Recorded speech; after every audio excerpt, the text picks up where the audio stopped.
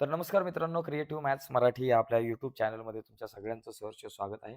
इयत्ता 11वीचा मराठीचा पेपर आपला आहे आता 12 तारखेला, तर त्या अनुषंगाने आपण चर्चा करतोय. अतिशय महत्त्वाचा एक प्रश्न, जो प्रश्न क्रमांक 3ऱ्यातल्या आ मध्ये विचारला जातो, कथेवर आधारित प्रश्न. तर हा प्रश्न क्रमांक 3ऱ्यातला आ जो आहे, तो खूप सोपा असतो आणि याच्यामध्ये वारंवार एकसारखेच प्रश्न विचारले जातात. म्हणजे 3ऱ्यातला आ. अ मध्ये एक जर तुम्ही पाहिलं, तर अ मध्ये बघा या ठिकाणी पहिला आपण अ मध्ये कशा प्रकारचा प्रश्न असतो, ते जरा थोडंसं समजून घेऊयात. अ मध्ये तुम्हाला कथेवर आधारितच प्रश्न असतो, पण एक उतारा दिलेला असतो. अ मध्ये प्रश्न 3ऱ्यातल्या अ मध्ये एक उतारा असतो आणि त्या उतार्यावर आधारित 4 मार्कांचे प्रश्न विचारले जातात. आणि आ जो आहे ना, तिथं उतारा नसतो. तिथं तुम्हाला आपल्या ज्या 2 तुम्हाला कथा आहेत, एक आहे शोध आणि दुसरी गडी. तर या 2 कथांवरती तुम्हाला 4 प्रश्न विचारले जातात. आणि या 4 पैकी तुम्हाला 2 प्रश्न सोडवायचे असतात. म्हणजे साधारणतः 4 मार्काचा प्रश्न. एका बरोबर उत्तराला तुम्हाला या 2-3 मार्क आहेत ॲक्चुअली 6 मार्काचा हा प्रश्न आहे. एका बरोबर उत्तराला तुम्हाला 3 मार्क म्हणजे 2 प्रश्नांचे तुमचे एकूण 6 मार्क होतात. तर हे 6 गुण महत्त्वाचे आहेत. ठराविकच काही 11-12 प्रश्न आहेत. तेवढे जरी केले तरी तुमचं काम होऊ शकतं कारण सगळे प्रश्न रिपीट होतात. ओके. तर आपण इम्पोर्टंट आणि महत्त्वाचे प्रश्न बघणार आहोत. आता या प्रश्नांच्या जर तुम्हाला नोट्स हव्या असतील, पी-डी-एफ फाईल हवी असेल, तर व्हिडिओच्या खाली डिस्क्रिप्शनमध्ये मी लिंक देतो. त्या लिंकवर क्लिक करून तुम्ही ही पी-डी-एफ फाईल जी आहे ती डाउनलोड करू शकता किंवा हे प्रश्न तुम्ही पाहू शकता. बघा, पहिला प्रश्न आहे, "अणूची समाज समजून घेण्यामागची भूमिका स्पष्ट करा." आता यामध्ये शोध ही जी कथा आहे, त्या कथेतला हा प्रश्न आहे. त्याच्यातली अणूचं जे पात्र आहे, ते अतिशय महत्त्वाचं पात्र आहे. लीड पात्र आहे ते आपण असं समजू शकतो. तर याच्यामध्ये अणूला समाजाचा अनुभव कोणाच्याही सांगण्यावरून किंवा प्रभावाखाली राहून घ्यायचा नव्हता. कारण तिला असं वाटत होतं, की मला जीवनाचा जो अनुभव घ्यायचा आहे, तो माझ्या मताने मला घ्यायचा आहे. कोणाच्या सांगण्यावरून किंवा कुणाच्या विचारांचा प्रभाव माझ्या मनावरती मला बिंबवून नाही घ्यायचा. तिला स्वतःच्या स्वतंत्र बुद्धीने आणि नजरेने जग पाहायचे होते. आपण जेव्हा कुटुंबासोबत किंवा समाजाच्या चौकटीत राहतो, तेव्हा आपल्या विचारांवर इतरांच्या मतांचा पगडा असतो. ज्याला ती बौद्धिक पारतंत्र्य आहे असं म्हणते. म्हणूनच कोणत्याही पूर्वग्रहाशिवाय समाजाचे खरेखुरे रूप जाणून घेण्यासाठी तिने 5 वर्ष स्वतंत्रपणे जगण्याचा धाडसी निर्णय घेतला. एकंदरीत इथं जर तुम्ही पाहिलं ना, तर अनुला असं वाटत होतं, की आपल्या विचारांवरती समाजाचा प्रभाव असतो, आपल्या मित्रांचा प्रभाव असतो, आपल्या आई-वडिलांचा प्रभाव असतो आणि त्याप्रमाणे मग आपले विचार बनत राहतात. मग अशा प्रकारे कुणाच्याच विचारांचा प्रभाव तिच्या विचारांवरती नको, तिचे विचार स्वतंत्र हवे असं तिला वाटत होतं आणि कुणाच्याही इतरांच्या मतांचा पगडा सुद्धा तिच्या मनावरती नको पडायला, अशी तिची भूमिका होती. आणि म्हणून तिने ठरवलं, की आपण 5 वर्ष स्वतंत्रपणे जगायचं, कुठल्याही पूर्वग्रहाशिवाय. असा तिचा एक तिचा उद्देश होता. ओके. तिने असा एक निर्णय घेतला होता. आता याच्यामध्ये तिची भूमिका जी आहे, ती काय होती बघा. समाज समजून घेण्यासाठी तिने मुद्दाम नर्स हा पेशा स्वीकारला. म्हणजे ही भूमिका स्वीकारली. म्हणजे नर्स हा पेशा आपण स्वीकारावा, असं तिने ठरवलं. आता हे मुद्दाम का ठरवलं बाबा? याचं नेमकं काय कारण होतं? कारण तिचं असं मत होतं, की इस्पितळ म्हणजे हॉस्पिटल, दवाखाना हे असे जग आहे, जिथे सुख आणि दुःख त्यांच्या खऱ्या रूपात पाहायला मिळतात. म्हणजे तिचं सुख आणि दुःख हे खऱ्या रूपात आपल्याला बघायला मिळतं. एक नर्स रुग्णाच्या केवळ शरीराचाच नाही, तर त्याच्या मनाची शरीराचीच नाही, तर त्याच्या मनाची सुद्धा सेवा करते. आणि रुग्णाचा शारीरिक ताप आणि मनाचा मनस्ताप या दोन्ही गोष्टींचे निवारण करताना माणूस जवळून समजतो. तिची अशी ठाम धारणा होती. म्हणूनच समाज समजून घेण्यासाठी तिला नर्सची नोकरी हा सर्वात योग्य असा मार्ग वाटला.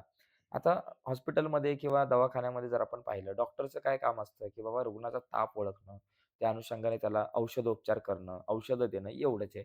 परंतु त्या रुग्णाचा शारीरिक ताप जो आहे, तेवढंच फक्त एक डॉक्टर बघू शकतो. परंतु त्या रुग्णाचा मनस्ताप, त्याच्या मनाची झालेली घालमेल, याचा जो अभ्यास आहे किंवा हा जो मनस्ताप आहे, तो फक्त आणि फक्त नर्सच ओळखू शकते. म्हणूनच अनुने नर्स हा पेशा स्वीकारला होता. तर अशा प्रकारे अनुची समाज समजून घेण्याची भूमिका जी आहे, ती आपण स्पष्ट करू शकतो. म्हणजे पहिल्या मुद्द्यामध्ये तुम्ही असं सांगू शकता, की अनुला असं वाटत होतं, की समाजाच्या कुठल्याच घटकाचा प्रभाव माझ्या मनावरती किंवा माझ्या विचारावरती नको. कोणाच्याच मतांचा पगडा माझ्या मनावरती नको. म्हणून तिने ठरवलं, की 5 वर्ष समाजापासून, कुटुंबापासून दूर राहायचं, एका नव्या भूमिकेमध्ये जगायचं आणि तिने ती भूमिका सुद्धा या ठिकाणी ठरवली होती आणि तिने ठरवलं, की मुद्दाम नर्स होऊन आपण अ, जगायचं. म्हणजे नर्स हा पेशा आपण स्वीकारायचा. कारण त्याचं सुद्धा कारण होतं, की रुग्णांचा शारीरिक ताप आणि मनाचा मनस्ताप या दोन्ही गोष्टींचं निवारण करताना माणूस जवळून तिला बघता येणार होता. ओके. तर माणूस जवळून बघायचा होता, ही तिची भूमिका होती. अशा प्रकारे आपल्याला ही भूमिका स्पष्ट करता येऊ शकते. याच्यानंतर गढी या कथेतला हा प्रश्न आहे, की बोर्डिंगमधील मुलांचे बापू गुरुजींबद्दलचे प्रेम तुमच्या शब्दात लिहा. आता बापू गुरुजींचे बोर्डिंगमधील मुलांवर अपार प्रेम होते आणि मुलांसाठीही गुरुजी म्हणजे सर्वस्व होते. म्हणजे गुरुजींचं तर मुलांवरती प्रेम होतंच, पण मुलांसाठी गुरुजी आहे हे सर्वस्व होते. गुरुजींच्या शब्दाला विद्यार्थ्यांच्या मनात खूप मोठा मान होता. त्यांचा शब्द मुले कधीच खाली पाडू देत नसत. गुरुजींचाही मुलांवर तितकाच जीव होता. ते स्वतः रोज रात्री कंदिलाच्या प्रकाशात बसून मुलांचा अभ्यास घेत आणि पहाटे लवकर उठून त्यांची तयारी करून घेत. जेव्हा गुरुजींचा स्वतःचा मुलगा वारला, तेव्हा सर्व मुले स्वतःच्या कुटुंबातील व्यक्ती गेल्यासारखं दुःख जे आहे, ते दुःख भोगत होती आणि त्या दुःखाच्या सागरामध्ये ती मुलं बुडून गेली होती. यावरून मुलांचे गुरुजींशी असलेले भावनिक नाते स्पष्ट होते. म्हणजे एकंदरीत एक गोष्ट या पॅराग्राफमधून आपण समजून घेतली पाहिजे, की बापू गुरुजींचं बोर्डिंगमधल्या मुलांवरती अपार प्रेम होतं आणि जितकं प्रेम बापूंचं त्या मुलांवरती होतं, तेवढंच प्रेम त्या मुलांचंही त्या गुरुजींवरती होतं आणि गुरुजींचा कुठलाही शब्द असू दे, तो शब्द मुले खाली पाडू देत नसत आणि गुरुजींचा सुद्धा मुलांवरती तितकाच जीव होता.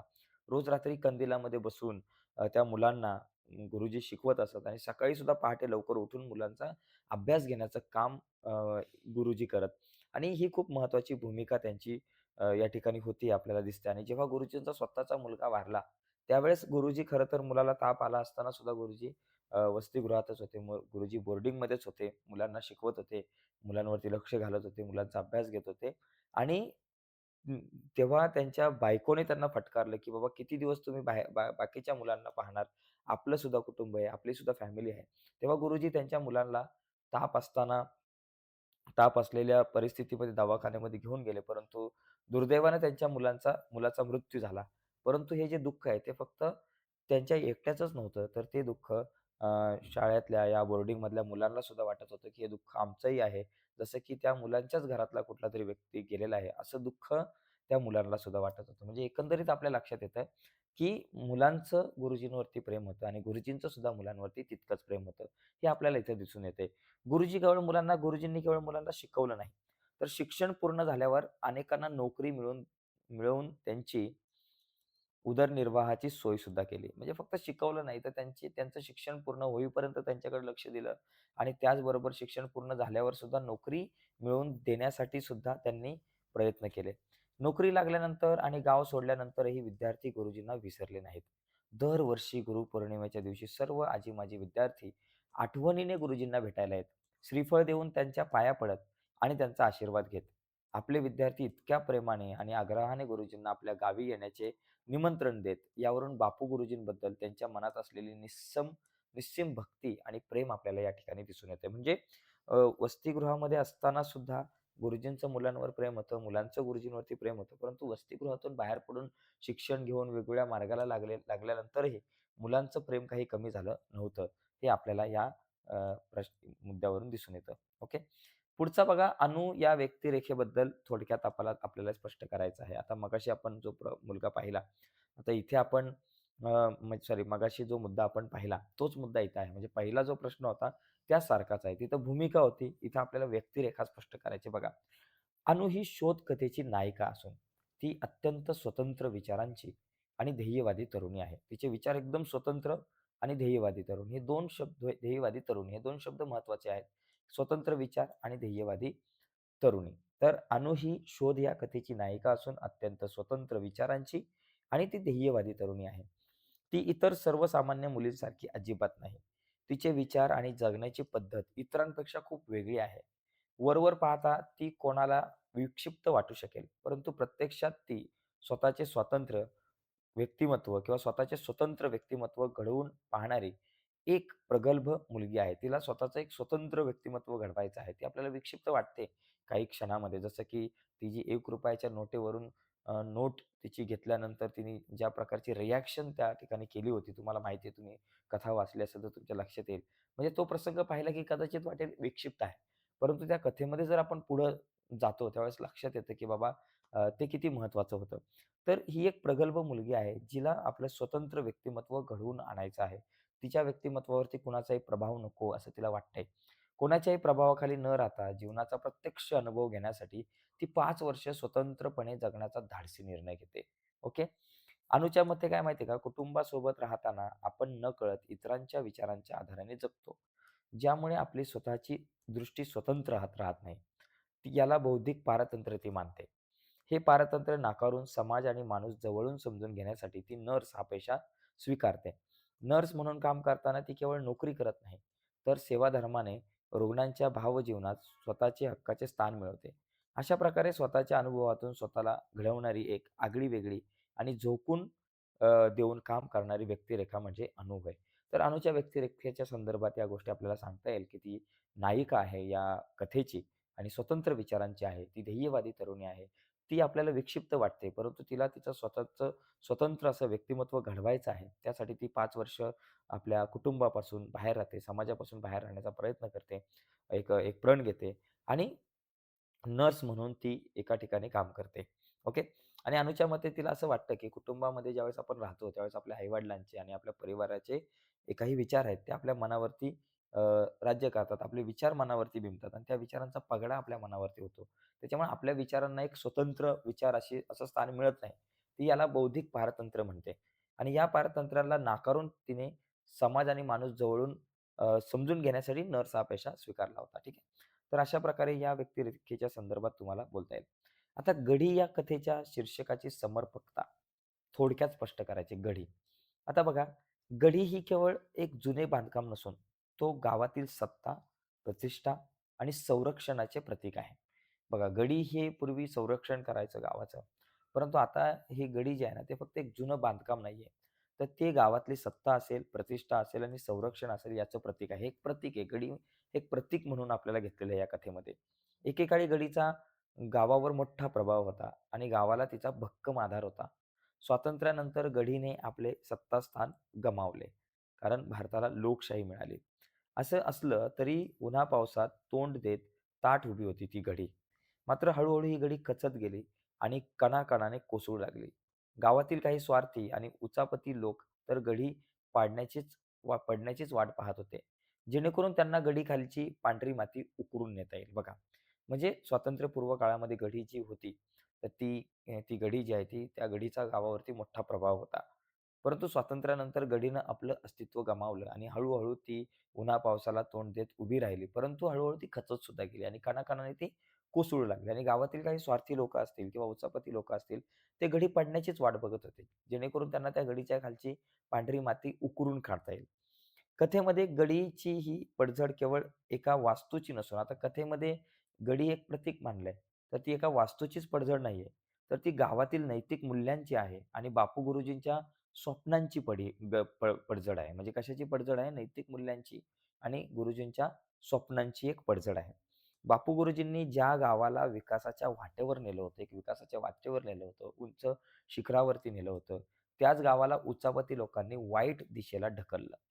जशी गडी कणाकणाने कोसळली होती ना, तसाच गावाचा विकास सुद्धा बापू गुरुजींचा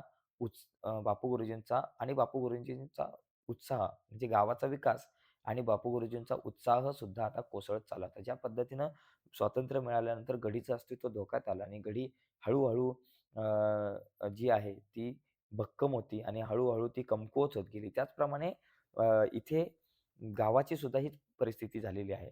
गावाला गडीचं एक रूपक या ठिकाणी इथं दिलेलं आहे आणि जशी गडी ढासळत चालली होती उत्तर काळानंतर, तसंच या ठिकाणी नैतिक मूल्यांची जी आपण म्हणतो ना, गावातील नैतिक मूल्यांची आणि गुरुजींच्या स्वप्नांची सुद्धा इथं पडझड झालेली आपल्याला दिसून येते. गावाचे स्थित्यांतर, मूल्यांचा ऱ्हास आणि बापू गुरुजींचे पतन या सर्वांचे गढी एक बोलकं प्रतीक ठरते. म्हणून या कथेला दिलेली गढी हे शीर्षक अत्यंत समर्पक आणि अर्थपूर्ण आहे, असं आपण म्हणू शकतो. ठीक आहे. यातला 5वा प्रश्न आहे, टॅक्सी ड्रायव्हरचे स्वभाव विशेष तुमच्या शब्दात लिहा. बघा, शोध या कथेतील टॅक्सी ड्रायव्हर हा एक अत्यंत साधा, कष्टकरी आणि प्रामाणिक वृत्तीचा माणूस आहे, हे आपल्याला दिसून येतं. आपल्या व्यवसायाला समाजात फारशी प्रतिष्ठा नाही, याची त्याला जाणीव आहे. बरोबर ना? खरी जाणीव आहे, की आपला जो काही व्यवसाय आहे टॅक्सी ड्रायव्हिंगचा, याला समाजामध्ये इतकी मोठी प्रतिष्ठा नाहीये. तरीही तो इमानाने हे सगळं काम करतोय आणि इमानाने काम करून आपलं पोट भरतो. दिवसा जेवायला वेळ मिळाला नाही, तर रात्री उशिरापर्यंत टॅक्सी चालवणारा हा जो म्हणजे दिवसा जरी त्याला जेवायला वेळ मिळाला नाही, तरीसुद्धा रात्री उशिरापर्यंत टॅक्सी चालवणारा हा माणूस भिड्यांनी अपघात बघा बरं का, बघा लक्षात घ्या. चालवणारा हा माणूस भिड्यांनी अपघातात त्याच्या बाजूने साक्ष दिल्यावर प्रचंड कृतज्ञ होता. म्हणजे हा जो व्यक्ती आहे तो प्रचंड कृतज्ञ होता. म्हणजे भिडे त्यांच्या टॅक्सीमध्ये बसले होते आणि ॲक्सिडेंट झाला आणि भिड्यांनी कोणाला सपोर्ट केला तर या टॅक्सी अ, चालवणारा जो माणूस आहे याच्या बाजूने साक्ष दिली. टॅक्सी चालवणाऱ्या या टॅक्सी ड्रायव्हरच्या बाजूने साक्ष दिली. त्यामुळे तो प्रचंड कृतज्ञ होता त्यांच्याबद्दल. ओके. त्याचा हा कृतज्ञ स्वभाव आणि प्रामाणिकपणा भिड्यांना सुद्धा भावतो. म्हणून ते त्याला मदत करण्यासाठी स्वतःहून पुढे येतात. ओके. टॅक्सी ड्रायव्हर हा केवळ कष्टकरी नाही, तर तो अत्यंत संवेदनशील आणि हळव्या मनाचा सुद्धा आहे.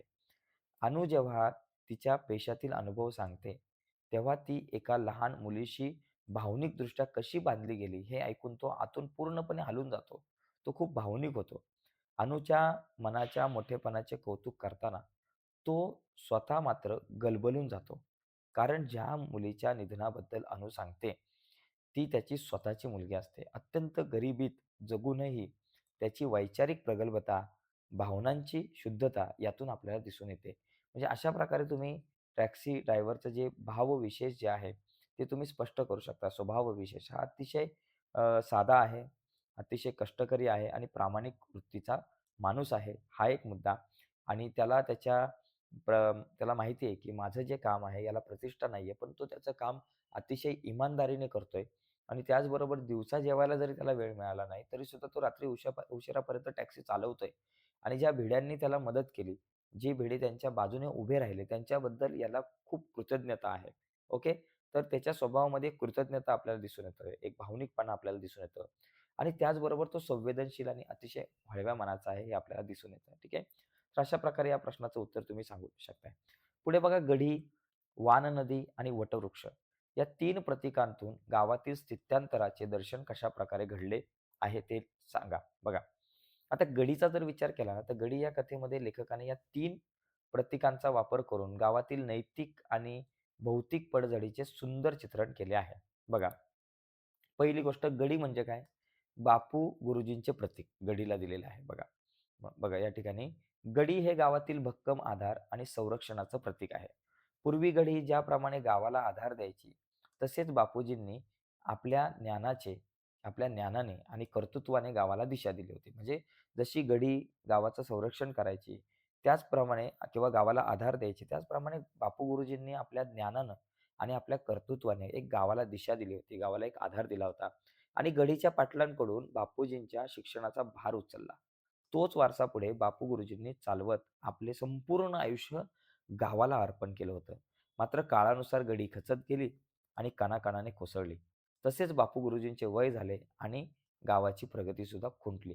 तर अशा प्रकारे या गडीच्या प्रतीकातून आपल्याला बापू अ, बापू गुरुजी जे आहे त्यांच्याबद्दल आपल्याला या ठिकाणी माहिती मिळते. दुसरी गोष्ट वान नदी.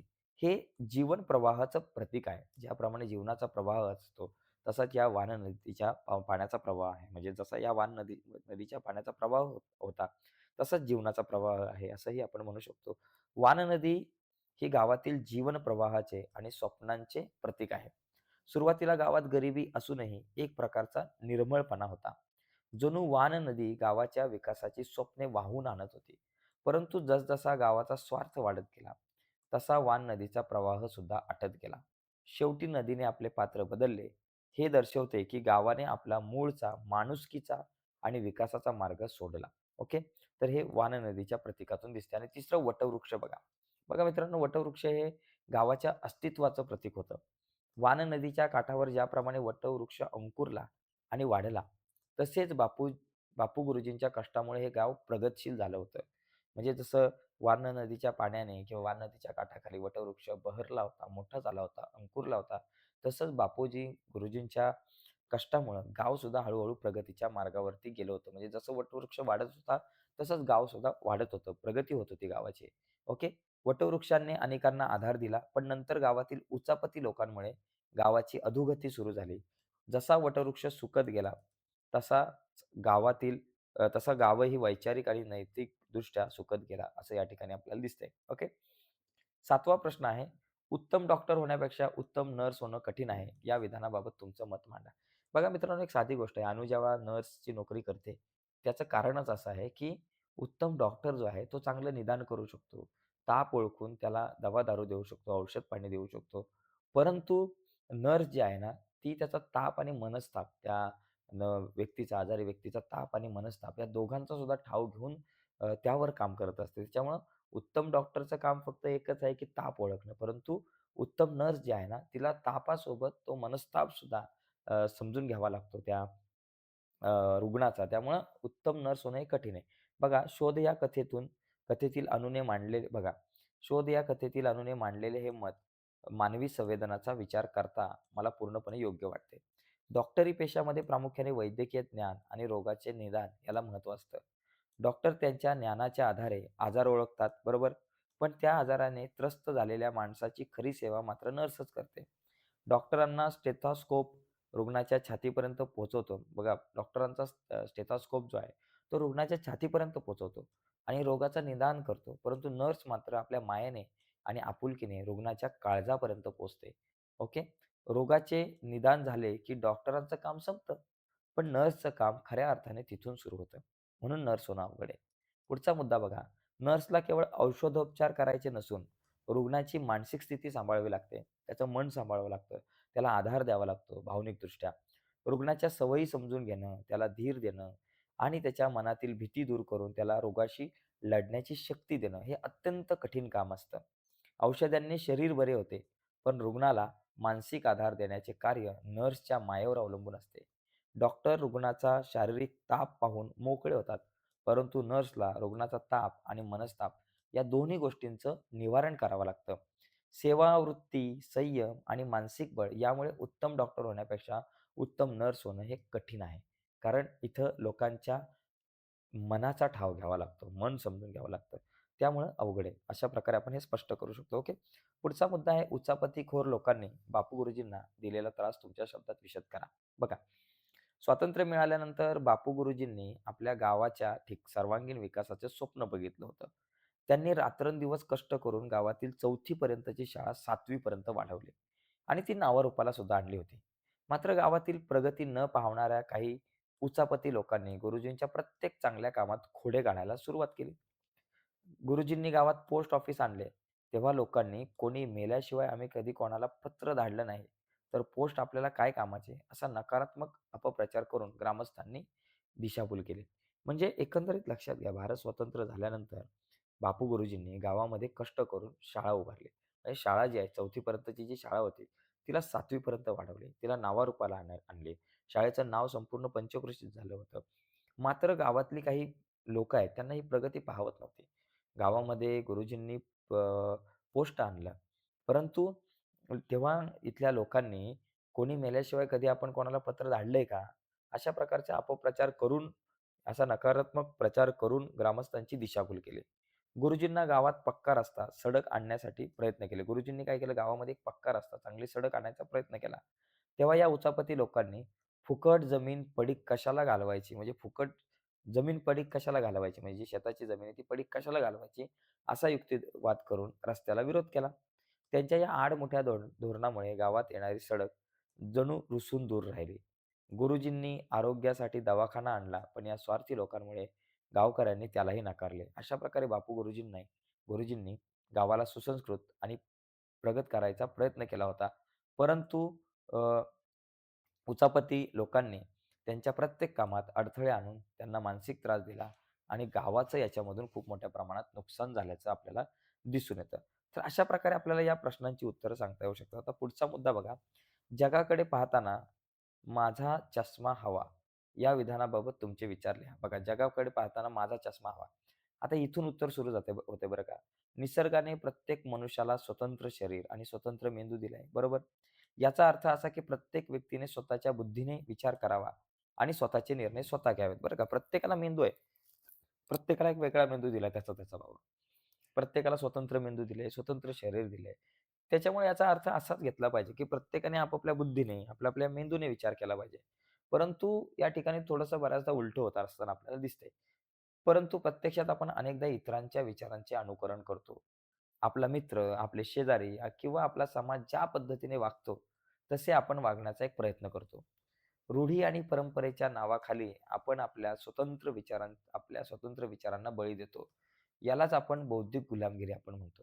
म्हणजे लोकांचे विचार, घरच्यांचे विचार, मित्रपरिवाराचे विचार, समाजाचे विचार यांच्या विचारांचा पगडा आपल्या मनावरती असतो. जरी आपला मेंदू वेगळा असला, तरी यांच्या मेंदूतले विचार आपल्या मेंदूमध्ये भिनत असतात कधी-कधी. आणि यालाच बौद्धिक गुलामगिरी अनु म्हणते, की बाबा ही एक प्रकारची बौद्धिक गुलामगिरी आहे. जगाकडे पाहताना मला माझा चष्मा हवा. या विधानाचा अर्थ असा, की आपल्याला जगाचे अनुभव कोणाच्याही प्रभावाखाली न राहता स्वतःच्या नजरेने घ्यायचे होते. आपण जेव्हा दुसऱ्याच्या विचारांनी जगतो, तेव्हा आपली स्वतःची दृष्टी आपण हरवून बसतो. जीवनातील सत्य शोधण्यासाठी आणि स्वतःचे व्यक्तिमत्व घडवण्यासाठी स्वतंत्रपणे विचार करणं आवश्यक आहे, हे लक्षात ठेवा. अनुचे हे विचार आजच्या तरुण पिढीसाठी अत्यंत प्रेरणादायी आहे, कारण ते आपल्याला स्वावलंबी आणि वैचारिकदृष्ट्या स्वतंत्र होण्याचा संदेश देतात. ओके. यानंतर शोधकथेची नायिका अनुचे स्वभावचित्र तुमच्या शब्दात स्पष्ट करा. मगाशी या प्रकारचा प्रश्न आपण पाहिलेला आहे. स्क्रीनशॉट बघा आणि हा जो प्रश्न आहे तो समजून घ्या. मगाशी सुद्धा हा प्रश्न आपण ऑलरेडी बघितलाय. आणि हां, बापू गुरुजींनी गावातल्या शाळेसाठी केलेले प्रयत्न हा एक प्रश्न आपल्याला विचारला जाऊ शकतो बघा. बापू गुरुजी हे साजरे गाव या गावातील एक ध्येयवादी आणि आदर्श शिक्षक होते बघा. ध्येयवादी आणि आदर्श शिक्षक होते. त्यांचे स्वतःचे बालपण अत्यंत गरिबीत गेले. गावात शाळा नसल्यामुळे त्यांना तालुक्याला शाळेत जाऊन शिकावे लागले. गढीवरच्या पाटलांनी त्यांच्या शिक्षणाचा भार उचलला. याची जाणीव ठेवून गुरुजींनी शिक्षण पूर्ण झाल्यावर शहरात न जाता आपल्याच गावाची शाळा सुधारण्याचा निश्चय केला. त्यांनी आपले संपूर्ण आयुष्य गावातील शिक्षणासाठी आणि मुलांच्या भविष्यासाठी वाहिले. ओके. आता या ठिकाणी लक्षात घ्या, इथं तुम्ही म्हणू शकता, की बापू गुरुजी साजरे गाव या गावातील एक ध्येयवादी आदर्श शिक्षक होते. त्यांचं स्वतःचं बालपण अत्यंत गरिबीमध्ये गेलं. गावात शाळा नसल्यामुळे ते तालुक्यात जाऊन शिकले आणि गडीवरच्या पाटलांनी त्यांच्या शिक्षणाचा भार उचलला आणि यामुळेच याची जाणीव ठेवून गुरुजींनी ठरवलं, की आपलं शिक्षण पूर्ण झाल्यानंतर आपण शहरात जायचं नाही, तर आपल्याच गावातली शाळा सुधारण्याचा प्रयत्न करायचा. गुरुजींनी अतिशय जिद्दीने आणि रात्रंदिवस कष्ट करून गावातील प्राथमिक शाळेचा कायापालट केला. त्यांच्या प्रयत्नांमुळे 4थी पर्यंतची शाळा 7वी पर्यंत वाढली आणि ती संपूर्ण परिसरात नावारूपाला आली. त्यांनी केवळ पुस्तकी ज्ञान दिले नाही, तर मुलांच्या शारीरिक विकासासाठी तालीमखाना सुरू केला. त्यांना जेव्हा आदर्श शिक्षक हा पुरस्कार मिळाला, तेव्हा त्या पुरस्काराची रक्कमही त्यांनी स्वतःसाठी न वापरता शाळेत वाचनालय उघडण्यासाठी खर्च केली. अशा प्रकारे बापू गुरुजींनी स्वतःला पूर्णपणे झोकून देऊन गावातील शाळा एका मंदिराप्रमाणे पवित्र ठेवली. तर अशा प्रकारे मित्रांनो आपण कथेवरचे काही महत्त्वाचे प्रश्न बघितलेले आहेत. तर नक्कीच तुम्हाला ही व्हिडिओ आवडली असेल तर व्हिडिओला लाईक करा. नवीन असाल आपल्या चॅनलवर तुम्ही आणि अजूनपर्यंत आपला चॅनल सबस्क्राईब नसेल केला, तर आत्ताच आपला चॅनल सबस्क्राईब करून त्या बाजूला असलेलं बेलचं बटन दाबा. म्हणजे मी अपलोड केलेल्या प्रत्येक नवीन व्हिडिओची नोटिफिकेशन तुम्हाला मिळेल. आणि याच्या नोट्स हव्या असतील तुम्हाला तर व्हिडिओच्या खाली डिस्क्रिप्शनमध्ये नोट्सची आणि महत्त्वाच्या प्रश्नपत्रिकांची लिंक तुमच्यासोबत शेअर केलेली आहे. त्या लिंकवर जाऊन सगळ्या महत्त्वाच्या नोट्स आणि प्रश्नपत्रिका तुम्ही डाउनलोड करू शकताय. तर आजच्या चर्चेत इथेच थांबूयात. बाय मित्रांनो. धन्यवाद सर्वांना.